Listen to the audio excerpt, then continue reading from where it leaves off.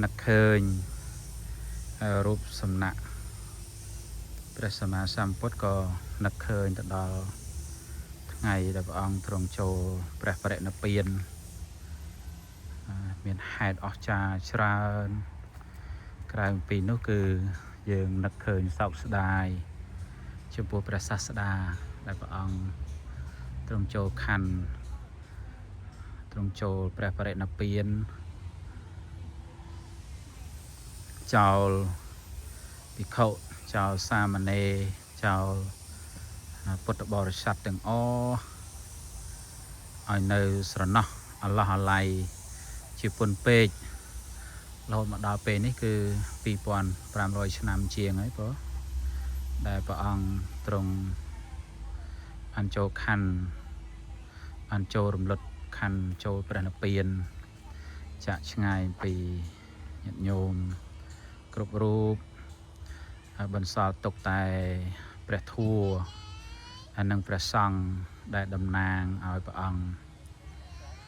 បន្សល់ទុកនៅព្រះធัวដែលជាឱសថដ៏វិសេសដែលសត្វលោកទាំងពួងបានសិក្សាបានយល់អំពីព្រះធัวហើយបានព្យាបាលនៅរោគគឺកិលេសទាំងពួងឲ្យបន្សាត់បងមានលោភៈទោសៈនិងមោហៈជាដើមអ្នកដែលបានលេបយកនៅព្រះធัวហើយយល់នៅព្រះធัวបានត្រាស់ដឹងនៅរិយសច្ចៈគឺលោកបានព្យាបាលជានៅរោគកិលេសហើយក៏បានចូលកាន់ព្រះបរិនិព្វានគ្រប់អង្គគ្រប់រូបទៅហើយនៅឡើយតែសត្វលោកទាំងអស់តែកំពុងតែមាននៅជំងឺដូចជាញាតិញោមនិងអាត្មាជាដើមព្យាយាមលេបថ្នាំផងព្យាយាម